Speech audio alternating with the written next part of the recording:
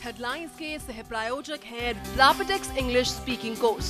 मोहिनी चाय, मोहिनी पियो, खुल के जिया। अहमदाबाद में आडवाणी ने की मोदी की जमकर तारीफ, कहा मोदी बनेंगे पीएम तो होगी खुशी।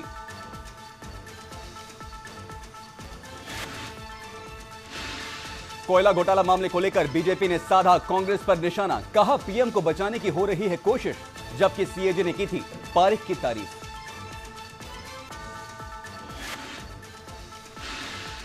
आसाराम के बेटे नारायण साईं की तलाश में दिल्ली में गुजरात पुलिस की छापेमारी, 11 दिन से फरार। नारायण साईं पर शारीरिक शोषण का आरोप।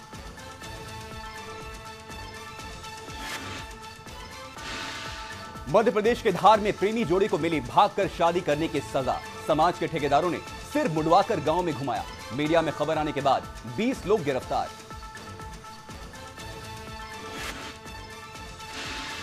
और जयपुर में भी पिटे भारतीय गेंदबाज, ऑस्ट्रेलिया ने दिया 360 रन का बड़ा लक्ष्य, टॉप 5 कंगारुओं ने लगाए अर्धशतक।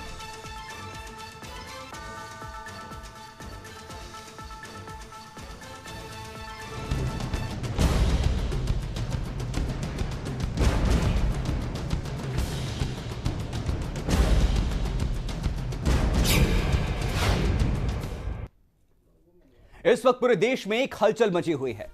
क्या देश में भारतीय पुरातत्व विभाग है या फिर भारतीय स्वप्न विभाग काम कर रहा है? क्योंकि एक संत की भविष्यवाणी पर, एक संत ने जो सपना देखा और उसके आधार पर पुरातत्व विभाग एक खंडहर में खुदाई करने की योजना बना रहा है और जल्द ही कुछ घंटों बाद यह खुदाई शुरू भी हो जाएगी।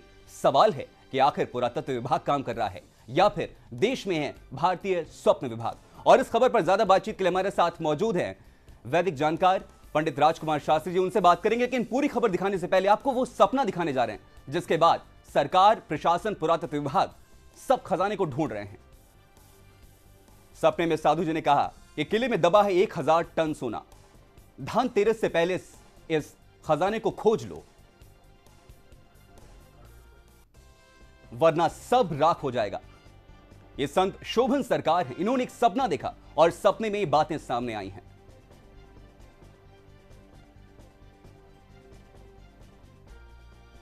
सवाल है, क्या सपने कभी सच हो सकते हैं? क्या किसी के सपने की हकीकत को बांधकर खजाना मिल सकता है? ऐसी तमाम कल्पनाओं पर बात करने के लिए हमारे साथ स्टूडियो में मौजूद हैं आचार्य राजकुमार शास्त्री जी और लखनऊ से मौजूद है संवाददाता अनुराग शुक्ला। सवाल 1000 टन सोने का नहीं बल्कि उस विश्वसनीयता का है जिस पर भरोसा कर पुरातत्व विभाग और भूगर्भ विभाग खुदाई के लिए तैयार हुए। बड़ा सवाल, क्या बाबा के सपने में कुछ सच्चाई है या फिर सिर्फ ये कल्पना मात्र है? 1000 टन सोने का सपना,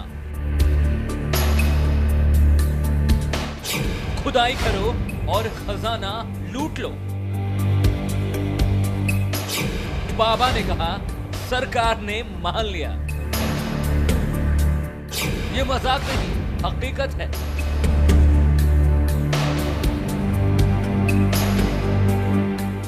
उन्नाव में 3.25 लाख करोड़ का खजाना, किले के पास कुएं में दबा है खजाना। बाबा ने कहा और पुरातत्व विभाग ने मान लिया। पुरातत्व विभाग और भूगर्भ विभाग ने खुदाई का मन बनाया। क्या कभी सपना सच हो सकता है? क्या किले के कुएं में खजाना दबा हो सकता है? क्या 156 साल पुराना खजाना मिल सकता है?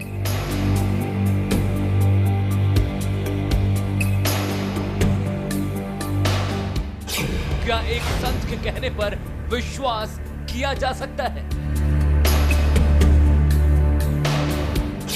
अगर ऐसा है तो भारतीय पुरातत्व विभाग बन गया है भारतीय स्वप्न विभाग।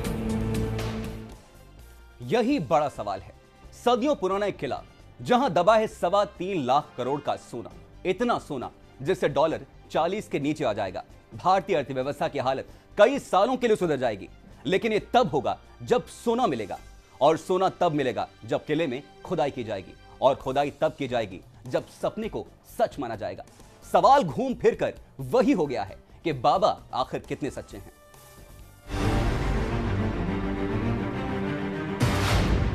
क्या एक संत का सपना सच होगा?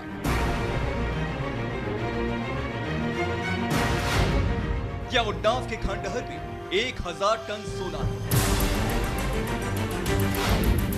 क्या सरकारी सिस्टम एक सपने पर विश्वास कर सकता है? देश में है भारतीय पुरातत्व विभाग या भारतीय स्वप्न विभाग। जगह उन्नाव का डोडिया खेड़ा गांव और यह है राजा रावराम बख्श का किला। यह किला अब खंडहर में तब्दील हो चुका है। यह सिर्फ चमगादड़ों और दूसरे जानवरों का ठिकाना बन चुका है। लेकिन अगर एक बाबा के सपने पर यकीन करें तो इन पत्थरों के नीचे अरबों रुपए का खजाना छुपा हुआ है। इतना खजाना कि देश की अर्थव्यवस्था भी इससे काफी हद तक सुधारी जा सकती है। राजा रावराम बख्श का किला 40 एकड़ में फैला हुआ है। चारों तरफ झाड़ियां, बड़े बड़े पत्थर और बीच में एक कुआं। कहा जा रहा है कि इस कुएं के नीचे बने गुप्त तहखाने में अरबों का खजाना छुपा हुआ है। अब पुरातत्व विभाग और जियोलॉजिकल सर्वे ऑफ इंडिया की टीम 18 तारीख से यहां खुदाई का काम शुरू कर सकती है। पुरातत्व विभाग के लोग फिर आ गए और उन्होंने जांच पड़ताल किया और फिर उसके बाद जो है शोभन सरकार के पास जा कर के पूरी बातचीत फिर हुई तो उन लोगों ने ये बताया कि 17 को हम आ जाएंगे और 17 के बाद जो है हम 18 से यहाँ खुदाई का कार्य प्रारंभ करेंगे। सवाल है कि आखिर कौन है राजा रावराम बख्श? क्या राजा के किले में इतना खजाना हो सकता है? हम भी हैरान थे, इन सवालों के जवाब जानना चाहते थे। पता चला कई 100 साल पहले राजा रावराम इसी किले में रहते थे। अपने वंश के 25वें राजा के रूप में उन्होंने कई बार अंग्रेजों को धूल चटाई थी। संत शोभन सरकार ने सपना देखा कि राजा के इसी किले में दफन है 1000 टन सोना। वो किला 1857 की वीर योद्धा राजा राम भगत सिंह की जन्मस्थली, कर्मस्थली और उनका एक पवित्र स्थान था। अंग्रेजों ने युद्ध में उस स्थान को ढाया था, उनके पूरे परिवार को मार दिया था और एक उनके सेवक की मुखबरी की बदौलत उनको एक बरगद का पेड़ है वहाँ पर फांसी दी गई थी। अब संत की भविष्यवाणी के बाद खुदाई के काम की सारी तैयारियां की जा रही हैं। वहाँ पे शंका है कि वहाँ एक खजाना है और उसको प्रदान करनी चाहिए। उसको मैंने शासन को प्रेषित किया और केंद्र सरकार की ने एक team geological survey of India की वहाँ भेजी थी। इन्होंने वहाँ पे सर्वेक्षण किया। उस सर्वेक्षण के आधार पे उन्होंने एक रिपोर्ट प्रस्तुत की है जिसमें उन्होंने कहा है कि यहाँ और खुदान की ज़रूरत है। हम संत शोभन सरकार से ही बात करना चाहते थे, वो तो सामने नहीं आए, लेकिन उनके शिष्य ओम जी महाराज सामने आ गए। कह दिया इस अकूत खजाने से बहुत विकास हो सकता है।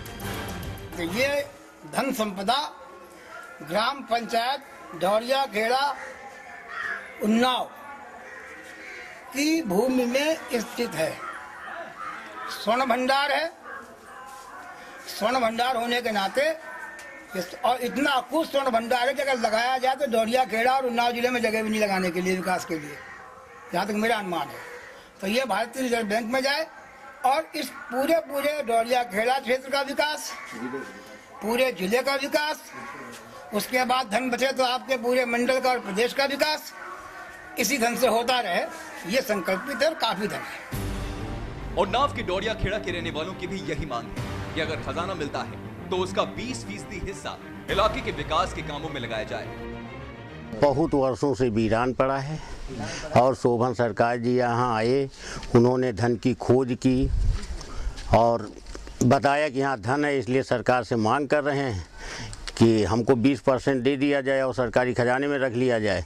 इन शर्तों को अगर सरकार पूरा करती है तो शोभन सरकार इस धन को निकलवाने के लिए अपना सहयोग देने को तैयार है। इलाके के विधायक कहते हैं कि उत्तर प्रदेश सरकार खजाने की खुदाई में पूरा सहयोग देगी। एक चर्चा चल रही है, भारत सरकार से जो भी लिखा पढ़ी की गई, उत्तर प्रदेश की सरकार उस लिखा पढ़ी में उस कार्य को करवाने में पूरी तरीके मदद कर रही है। और अब से कुछ घंटे बाद उन्नाव के इस खंडहर में खुदाई का काम शुरू कर दिया जाएगा। सवाल उठता है कि क्या पुरातत्व विभाग इस तरह किसी सपने पर विश्वास कर सकता है? क्या जियोलॉजिकल सर्वे ऑफ इंडिया को इसमें कोई लॉजिक नजर आता है? क्या सपने में देखी गई चीजें सच साबित हो सकती हैं? विज्ञान के युग में आखिर कपोल कल्पित कल्पनाएं कितनी सही हैं? सवाल यही है कि आखिर सपना सच होगा या नहीं। इस खबर पर बातचीत के लिए हमारे साथ मौजूद है स्टूडियो से पंडित राजकुमार शास्त्री जी। पंडित जी वेदों के जानकार हैं। आपसे एक सवाल करना चाहूंगा यहां पर कि विज्ञान तो हमेशा से प्रमाण मांगता है, और प्रमाण ये कैसा प्रमाण है? सपना देखा और वो खुदाई करेंगे, क्या कहते हैं आप? हमारे ज्योतिष शास्त्र में, क्योंकि मैं ज्योतिष का भी एक बहुत अच्छा पंडित हूँ और वेदों पर भी मुझे पूरा ज्ञान है, तो हमारे ज्योतिष शास्त्र में एक अवकहड़ा चक्र है। अवकहड़ा चक्र में बतलाया है कि जमीन के अंदर कितनी गहराई पर पानी है, कितनी गहराई पर धातु है, कितनी गहराई पर कौन से स्थान पर क्या वस्तु जमीन के अंदर है, उसका पूरा कैलकुलेशन है और वो 100% सच है। अगर उस गणित को, अवकहड़ा चक्र को जो जानने वाले लोग हैं वो इसका प्रयोग करते हैं। दूसरी बात, जहाँ हम स्वप्न की करते हैं, स्वप्न हमेशा सच होते हैं। ये तो बहुत बड़े संत हैं और इस बात को हमेशा ध्यान रखें। अभिज्ञान शाकुंतलम में लिखा है कि महापुरुषों की वाणी को क्रॉस करके, लांघ करके भाग्य भी कहीं नहीं जा सकता। आपके किस्मत में जो कुछ भी लिखा हो, अगर किसी महापुरुष ने उस बात को कह दिया है तो आपकी किस्मत फेल हो जाएगी। महापुरुष की वाणी सच होगी, ये भी बिल्कुल सत्य है। सवाल वही है, महापुरुषों की वाणी तो सच साबित होती है, लेकिन संत शोभन सरकार जो बाबा इन्होंने सपना देखा है, इनकी वाणी कितनी सच साबित होगी? यहां रुकेंगे एक छोटे से ब्रेक के लिए और इस बड़ी खबर पर यह चर्चा हमारी लगातार जारी है।